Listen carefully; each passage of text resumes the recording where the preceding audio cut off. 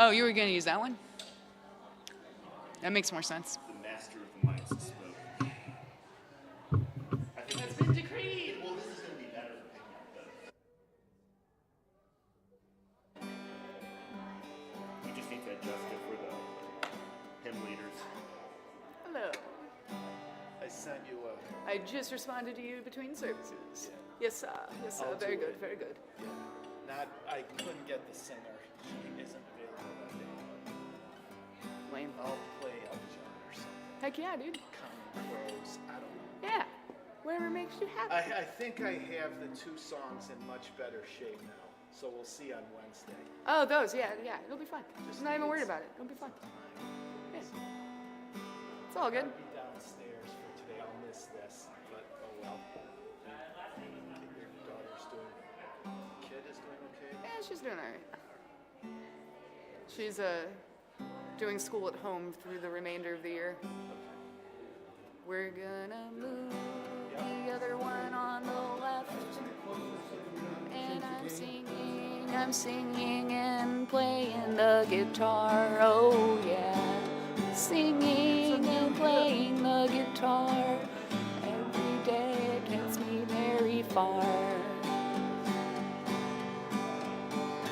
I don't know, but I'm singing in the microphone. It's way better than being on a telephone. Good? You're good? I'm good. Yeah, that sounds Okay. great. All right, well, hopefully she'll make it. I get the sense that neither of them were happy. You sing songs. I sing all the time. I sing directions to the children. Like, time to wake up, do your chores. It's the best way to talk top your head and no rhymes. Yeah.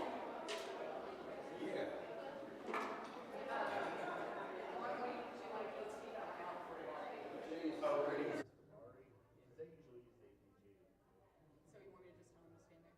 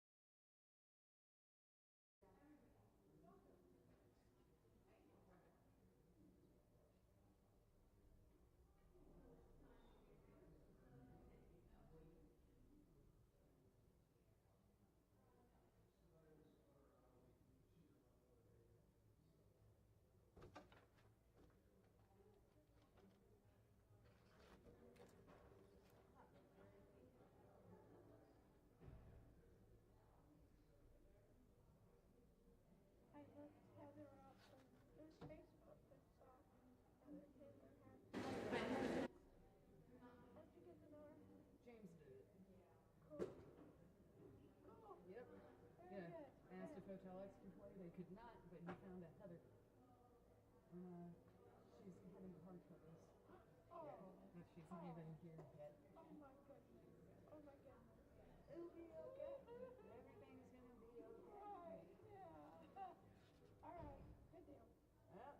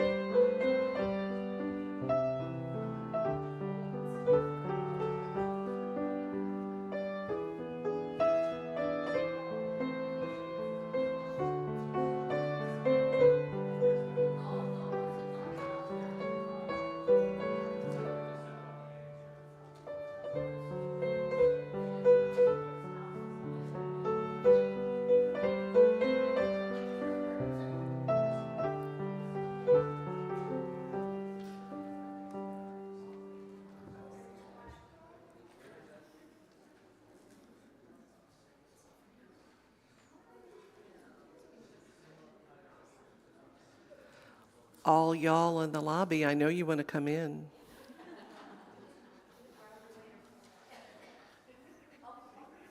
And if you haven't been in the South for very long, all y'all is the plural of y'all.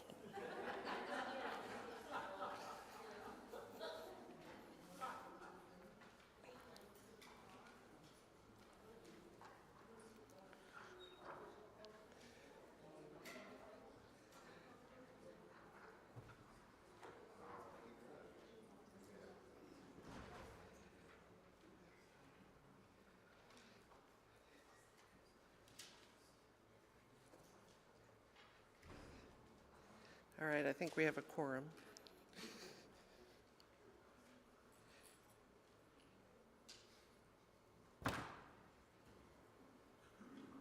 Almost.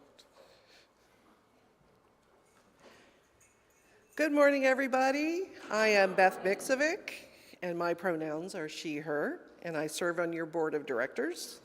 Thank you for coming to the service. Whether you are new to our church, a longtime member, or a member of another UU congregation passing through, we welcome you. We hope you find something here that touches your mind and your heart. Wherever you may arrive in your faith journey, know that you are welcome here today. We thank you for coming. We encourage everybody to come into the sanctuary 5 or 10 minutes early or tune in online a little bit early on these Sunday services so that you catch up with the scrolling announcements that are on the screens. That's the best way to stay plugged into our church community. And if you have not subscribed to our newsletters, 3 a week, you'll want to do that too and read them, because that's another great way to get plugged in here. So if you would please put your cell phones in worship mode. Thank you.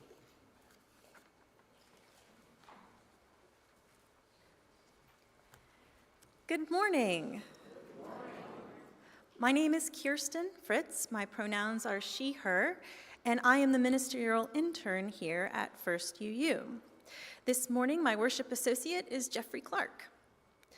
It is our custom to open worship by welcoming our visitors. If you are a visitor this morning and you feel comfortable, please raise your hand. Jamie has the mic and she will come around, and when she gets to you, please stand if you're willing and able, and tell us your name and where you're visiting us from. I'm Caroline, and I'm visiting from Amsterdam. I'm from Germany, but I'm in Richmond for 2.5 months. We have a Unitarian Universalist church there, but the service is when our son sleeps, so far we haven't made it. So yeah, we'll see. Hopefully we can come here a couple of times. Welcome.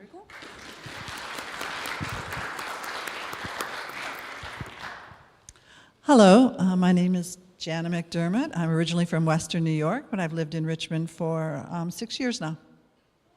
Welcome.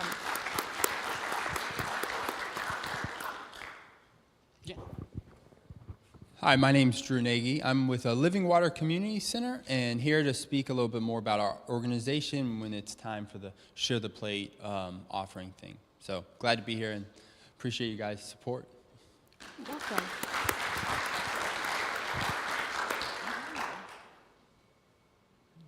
Anybody else? No, y'all.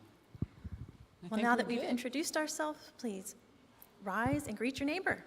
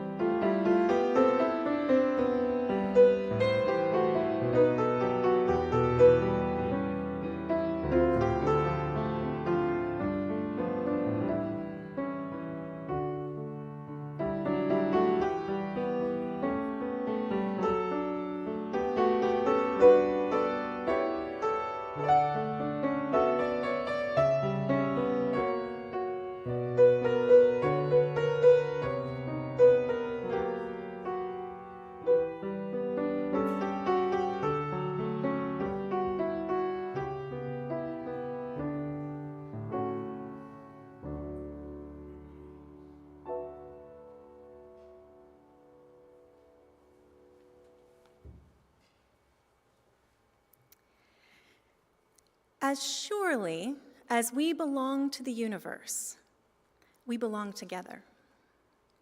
We join here to transcend the isolated self, to reconnect, to know ourselves, to be at home. Here on earth, under the stars, linked with each other. Come, let us worship together.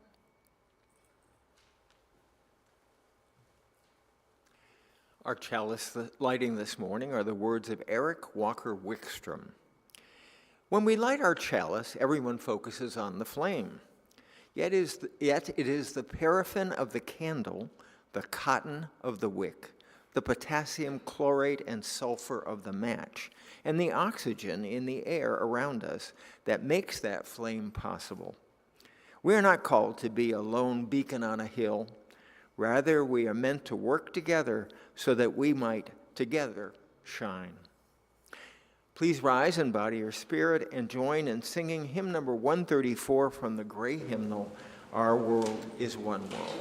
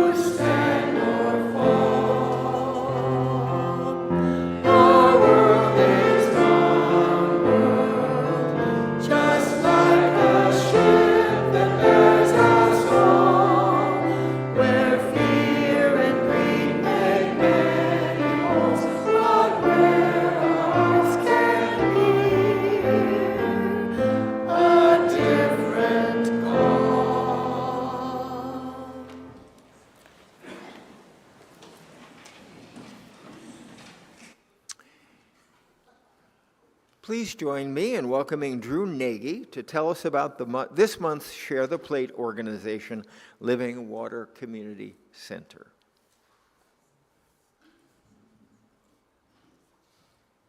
Welcome. Hello, and thank you for having me.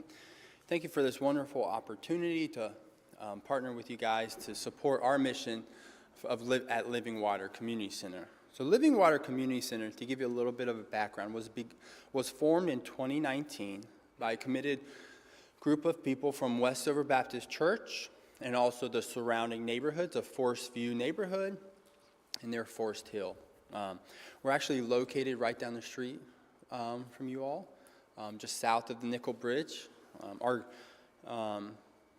So when we gathered together originally in 2019, we wanted to reimagine and rethink the ways in which we could serve and impact our community for good and for a positive change. So we had a large building and a large campus. And so we wanted to form a community center that kind of focused on three main initiatives. The first one being a community center that would offer yoga and meditation and other mindful movement practices to the community at a low cost or donation-based offering to just help promote the health of individuals. Secondly, we wanted to establish a bee sanctuary on our campus, which was a 3-acre campus, to support the health of our local bees. We've probably all heard about the challenges that our local bees, our native bees, have survive and raise their young, and so we wanted to support them. So that was our second initiative, was to form a bee sanctuary. And then thirdly, we wanted to form an interfaith monastery where people would come for personal growth, to live an intentional community, and to serve the community while being there. And so, since we begun in 2019, first of all, so this group, we formed a separate nonprofit organization called Living Water Community Center that has been working on all of these initiatives. So since we've begun, we've planted over 400 trees and shrubs, really transforming our campus into a bee sanctuary. We have over 45 honeybee colonies also that we care for throughout the city. You can sign up to host a hive. You can put a hive in your yard, and then we manage it for you. So you can spread the love and spread the pollination that way. We have been doing weekly yoga, meditation, and other mindful movement practices since we began in 2019 at a donation-based model. And then most recently, we have finished the renovations of our monastery, converting the upstairs of the building into a residential space where people could live. And so in December of 2023, this past year, we officially opened our monastery, and we now have 6 residents living there who do life together. We gather daily for meditation 3 times a day. It's not a traditional monastery in a sense, but it's a monastery for lay people who can live a contemplative, for us to period of time to live a more contemplative and intentional life while serving in the neighborhood, in the community. This upcoming year, we're going to be working on much of the same, continuing to hold yoga classes and meditation for the community. Our tree planting initiative is spreading beyond our campus now into the neighborhoods, and we're planting trees along the streets to increase the tree canopy of the city. And our monastery is moving into phase 2 of renovations, where we'll renovate the other side of the upstairs building to be able to welcome additional residents. So thank you guys for all your support through this great partnership that you guys offer for nonprofits to share the plate. We are greatly appreciative of your support. Thank you.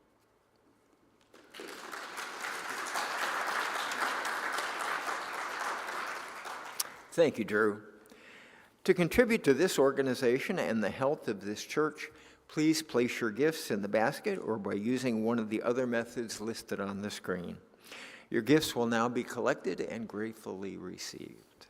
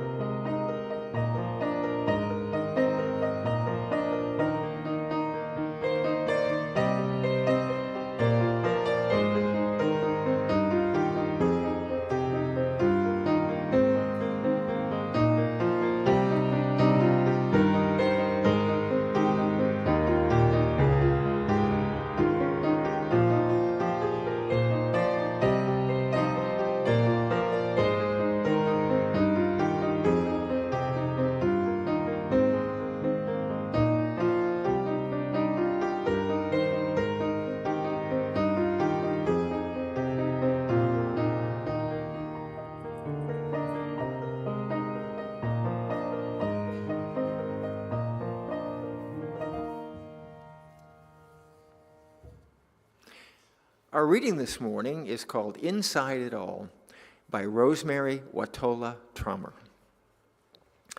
Beneath the masks, beneath the names, beneath ideals, beneath the shoulds is a thrumming ecstatic atomic swirl, unseen and omnipresent, inescapable and holy, a divine blurring of being, a realm of charge and energy, most of it empty space. Sometimes I remember this, perhaps walking in the woods or standing in the midst of a city's whir, perhaps working in the kitchen or singing in a choir. I remember who we really are, remember not with mind, but with being.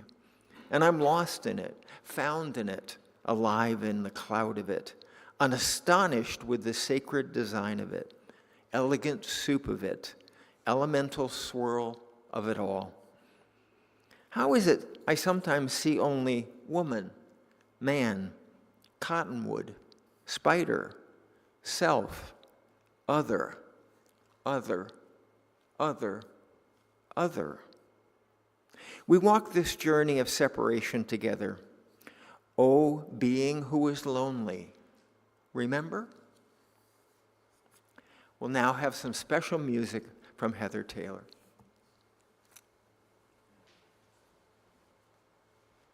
Good morning, everybody. It's Heather Taylor. You will.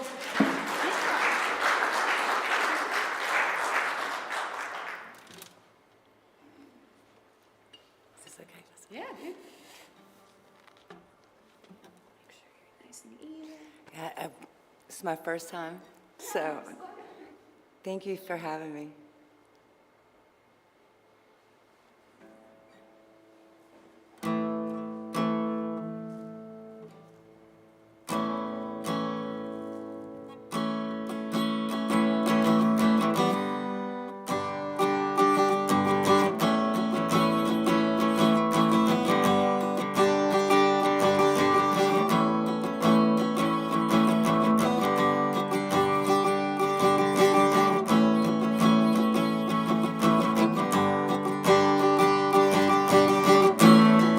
These moments that no matter who you are, no matter where you are, you know God is not far.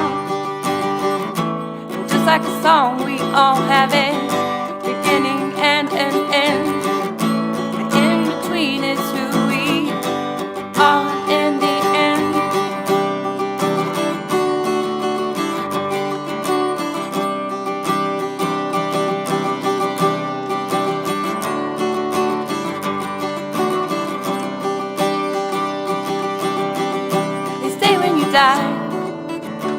Life passes right before your eyes, and what will I see?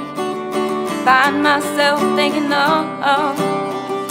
And one of these moments, I know when I met you, and each moment since where your love has seen me through.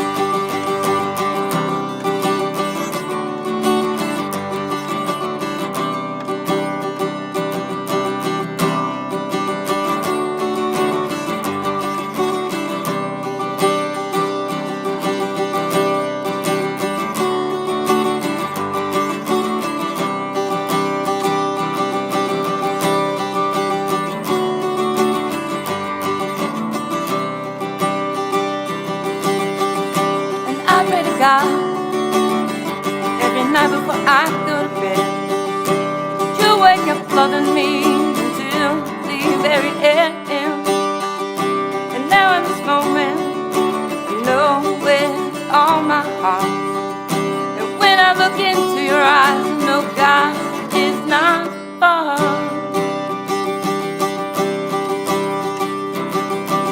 God is not far.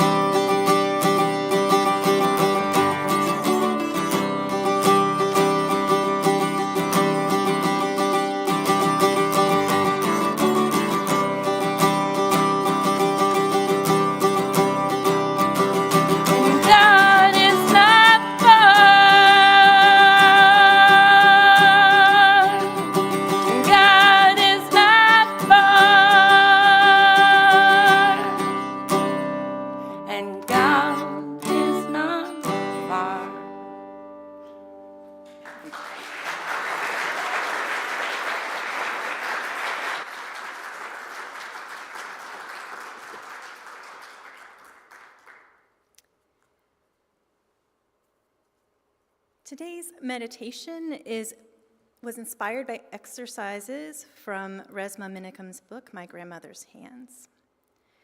So let's take a moment to settle our bodies, get centered in our seats in the way that's comfortable for us. I'd like you to keep your eyes open but soft, looking forward but no higher than each other's shoulders. Let's take 3 deep breaths and relax our bodies.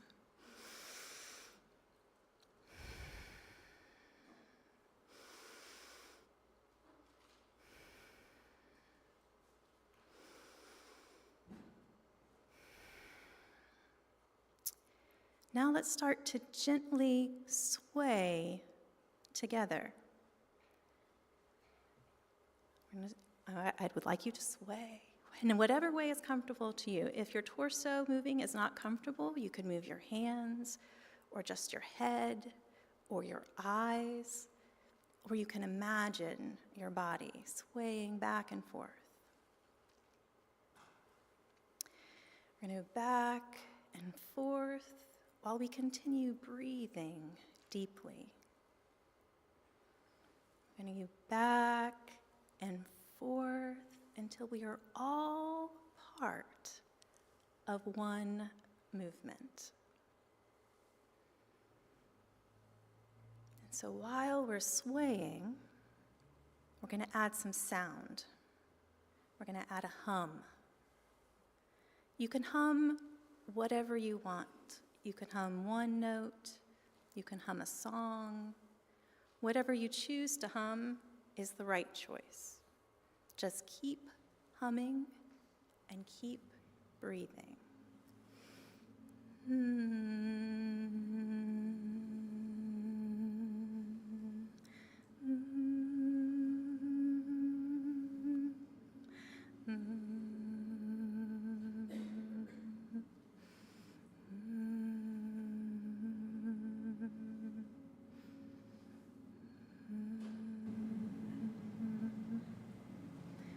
Slow our bodies down and let our hum get quieter and quieter until we come to rest.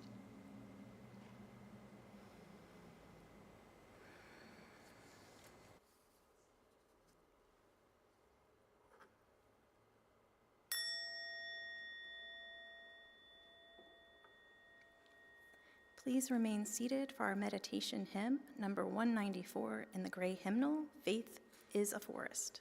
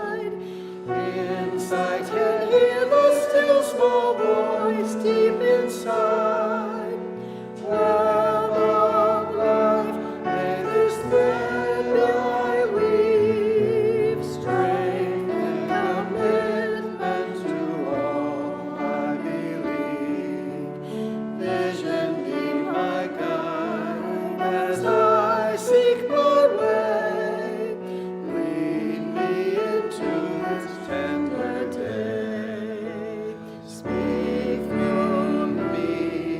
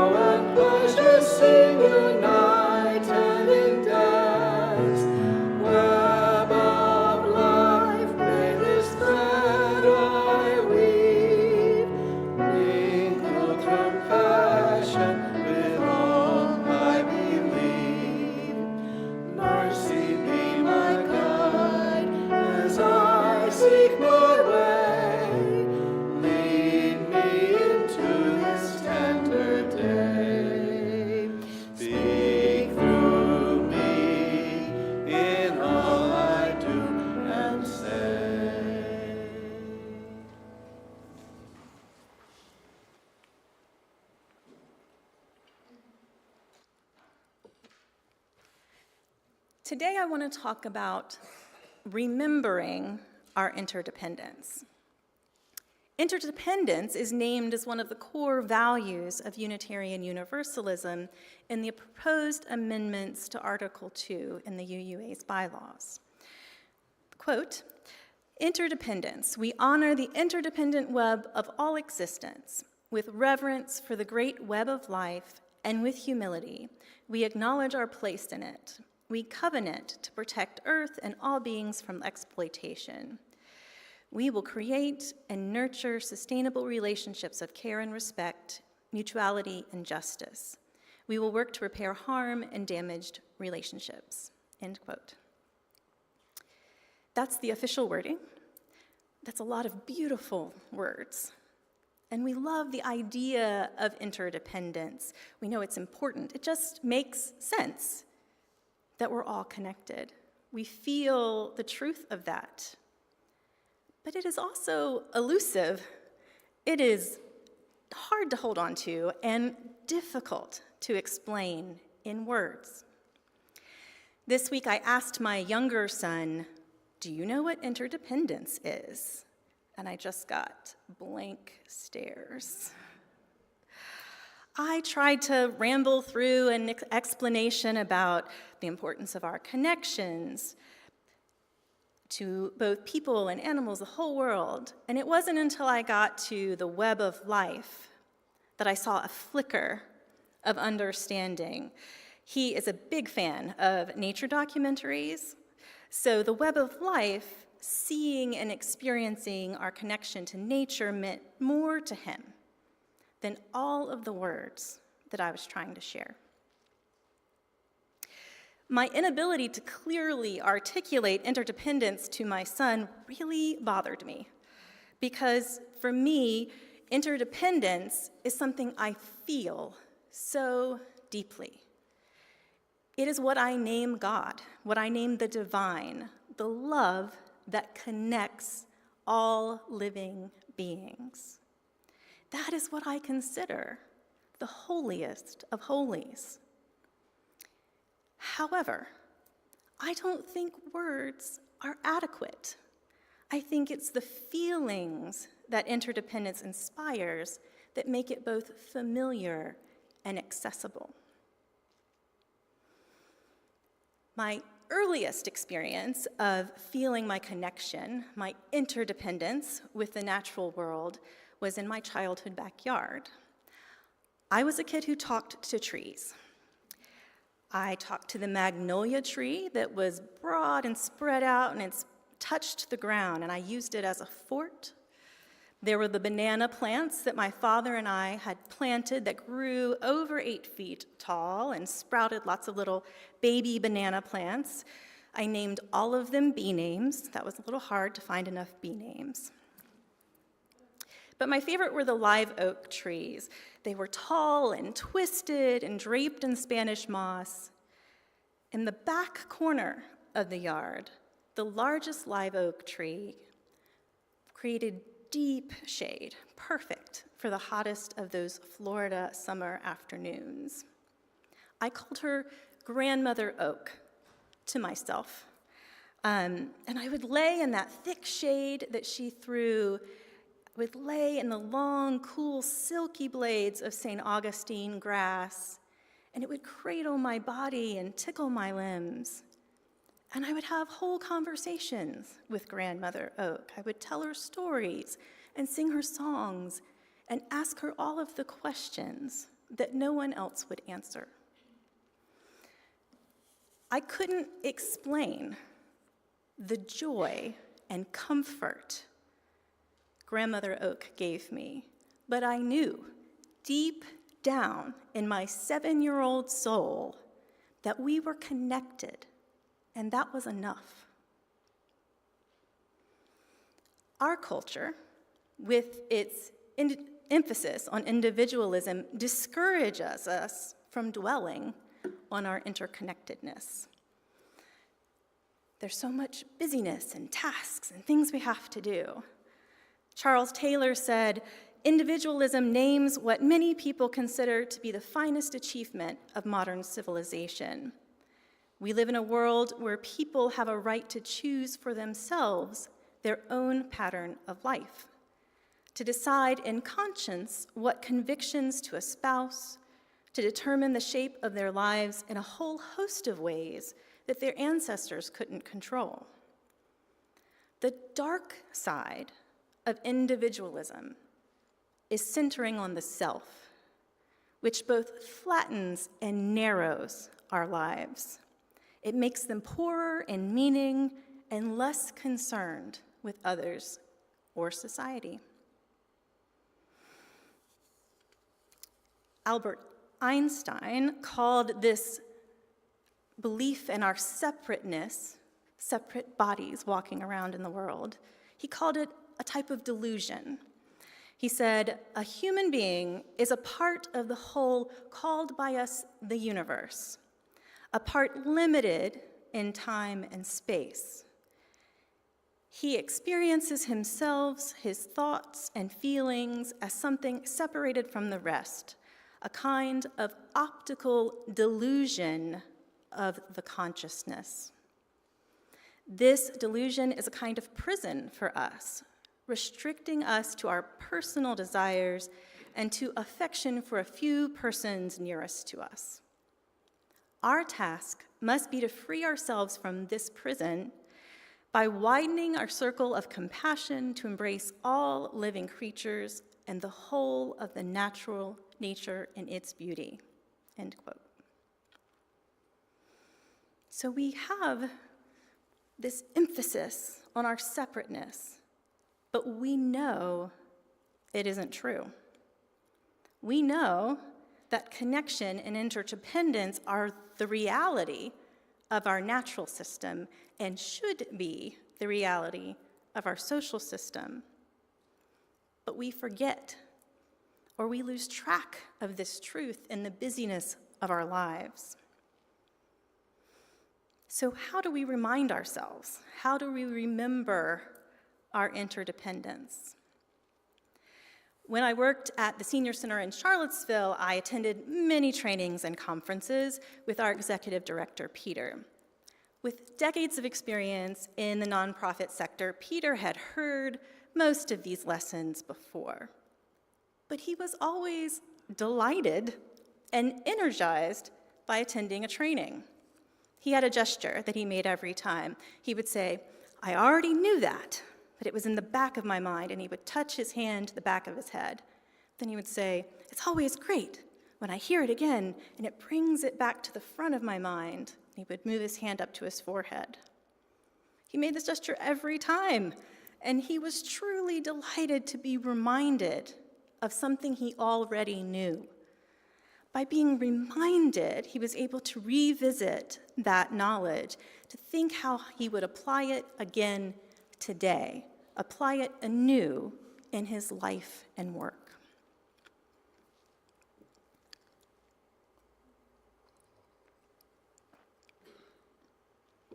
There are many ways to remind ourselves of our interdependence.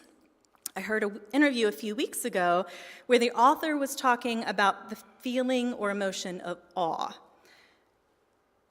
But to me, I thought, he is describing my experience of interdependence. In his book, Awe, The Transformative Power of Everyday Wonder, Dachner Keltner defines awe as the feeling of being in the presence of something vast that transcends your current understanding of the world. Keltner tells us that the experience of awe varies among different cultures, but it is a universal emotion, one accompanied by its own language of responses that includes chills, getting goosebumps, or the hair raising on your arms, the back of your neck, tears, vocal outbursts like, ooh, or whoa. Awe merges us with systems larger than ourselves. Awe slows down your heart rate, orients your attention towards others, and prompts you to explore and engage in the world. The most universal source of awe, according to Keltner's research, is the moral beauty of others, when we are moved or touched by witnessing others' kindness, courage, and ability to overcome adversity. Other ways that we feel, things that inspire awe are spending time in nature, music, visual design and art, spirituality, religion, life and death, the experience of being close to a birth or adoption or welcoming a new person, and death, grief, loss, losing someone when they move away. Those tap us in to how we're connected to each other, and we feel awe in response. My favorite of the ways that things that inspire awe is collective effervescence. Isn't that a great word? Effervescence. It's the fizzy bubbles of being together. So when we do things together, like sing a hymn or sway or hum, we gather this energy together. You can also get it by going to a ball game and rooting on your team together, singing in a choir, working in a kitchen. These movements, walking together, that sync us up together, create an experience of awe. It is awe that activates our inclination to share and create strong networks, to take actions that are good for the natural and social world around us. It is awe that transforms who we are and that inspires the creation of art and music and religion. So how do we access these awes? We can slow down, we pay attention. Most of the spiritual practices that are available to humans are ways that we can tap into awe for at least a few minutes during every day. We can take a walk with a friend and sync up our stride. We can sing in the choir. In its truest form, interdependence is challenging. When we are all connected, our relationships matter. All of them matter. Our relationships with other human animals matter. Our relationships with non-human animals matter. Our relationships with plants matter. Those that we know and those that we will never meet all matter. If we believe in interdependence, then every relationship we have matters because the underlying truth is that we are all connected. And I don't know about you, but sometimes I find that really overwhelming. The more we remind ourselves of what we already know, the more we feel responsible for those relationships. And that feels a little scary sometimes. But the more that we remind ourselves, the more we also feel connected and plugged in and less alone.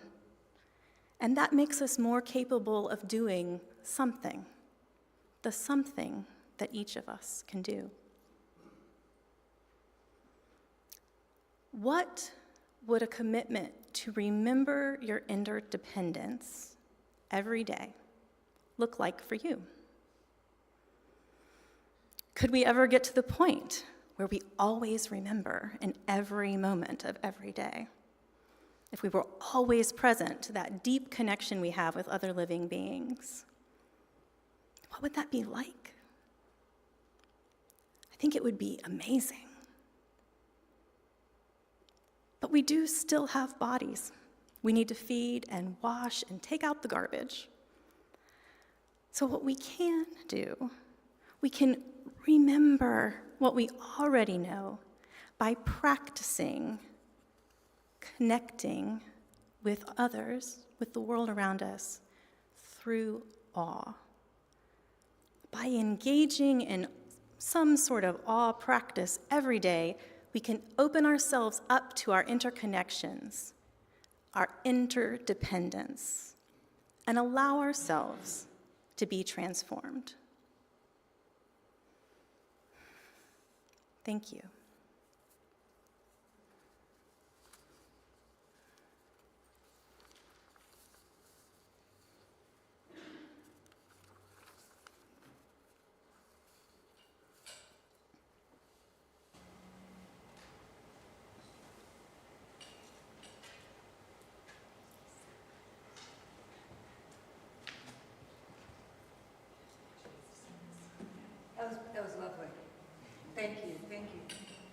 happy in tears over there. I had a mother willow myself. So normally I have something that holds this, but you know, trial and error. I didn't. I'll remember it next time, Jamie. Okay. This song right here is really special to me. I appreciate y'all letting me share. I'm an original singer-songwriter. The first song I shared with you was also an original. This song I wrote the night that my sister abandoned her young infant to me that I have raised, and she's 9 years old now, and I've had her ever since. And so for a year it took for her to go to sleep at night. I had to play this.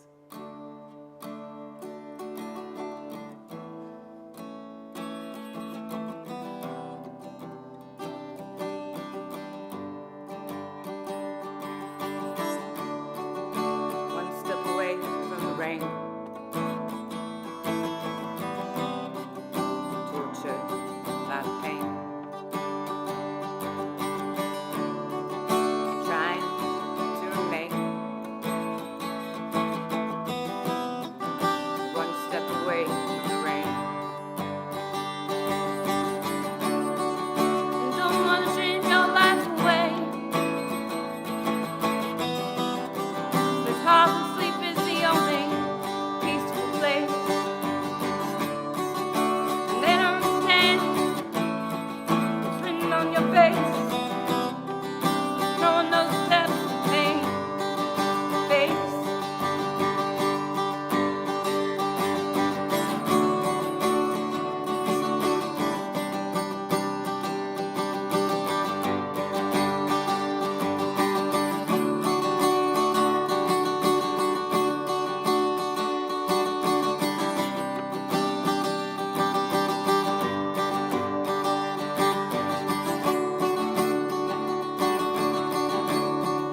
No matter how much you try to explain,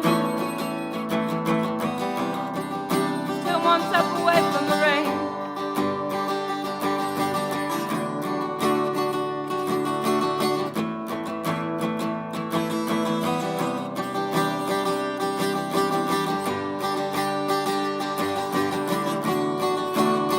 Don't face your land, I'm never complacent. Heart full and energy drained. Will they ever know your home? Will they ever see the same? Please hear my heart. Oh, our souls are. But I'm not a player of any game. Only one step away from the rain.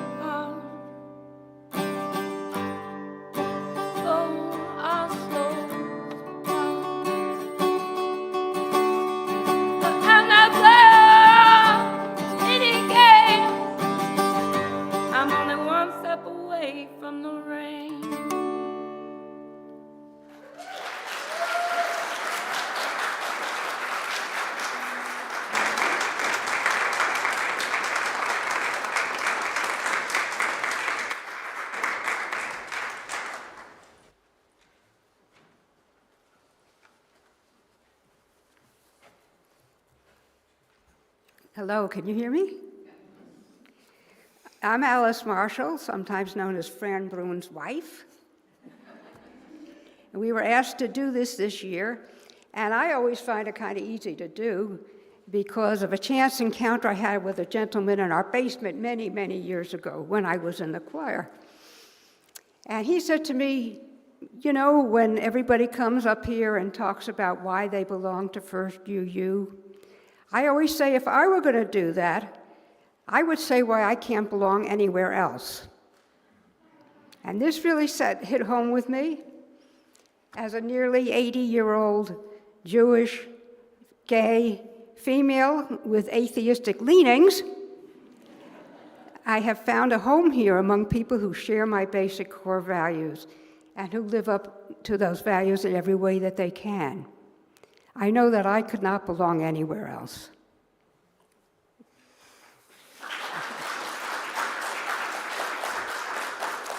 Well, why do we give? I came to First UU when Alice and I began dating in 2013. On one of my weekends visiting Richmond, she asked me if I wanted to go to her church. I didn't hesitate because I was searching for a new spiritual home. Well, you had me at hello. I knew I wanted to come back. There was such a warm, welcoming, and alive feeling here. As a gay woman, I also knew that I fit in here. What a gift that was. You quickly became my church. First, you used social justice work in line with my priorities. And Alice and I have become involved in a variety of programs here.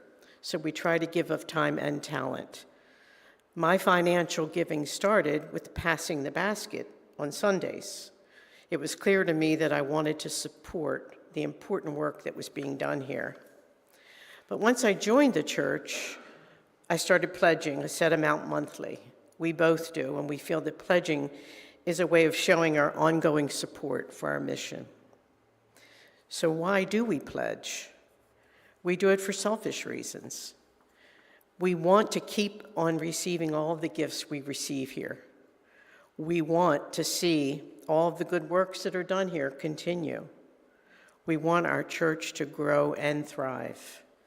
We pledge to keep the close relationships with our many amazing, talented, and giving friends who continue to bring richness to our lives that it is hard to describe. They offer us so many ways to grow, learn, and to also have fun. As of this morning, we have reached 64% of our $845,000 goal, and that's from 36% of our pledging units. I'm told that the last 40% of this is the hardest. So if you haven't pledged, please consider doing it today. Let's not only reach our goal, let's go beyond it. Together, we can do this. Thank you.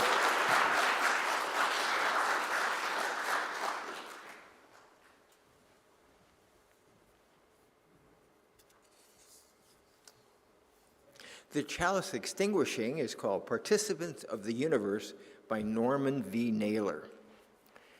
Reminded that we are part and participants of the universe, let us go forth from the quiet of this hour, encouraged to strive toward faithfulness in the best in ourselves, in others, and in the whole creation.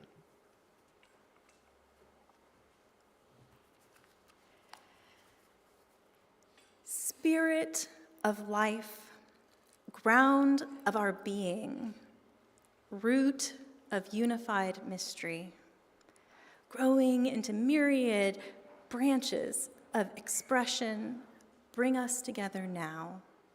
Bring us close to the earth, ear to the whispering grass, quietly, attentively, waiting with slow breaths, listening for the very stones to cry out with their rocky stories of tectonic plates meeting and parting and meeting. They're mineral memories of Hadean days, molten rocks flowing and joining. They're ancient legends of stars born out of the collapse of other stars. Help us to remember. Help us to piece together our oneness with matter, our oneness that matters. With one more deep breath, may we rise star-stuffed, walking and rolling across the surface of an impossible blue-green planet. May we join together to heal what is divided. May we find wholeness within, without, among, and between. Eternal source, seed of the universe, help us to grow in peace. So be it. Blessed be. Amen. Please rise in body or spirit and join us in singing hymn 37 in the gray hymnal, God Who Fills the Universe.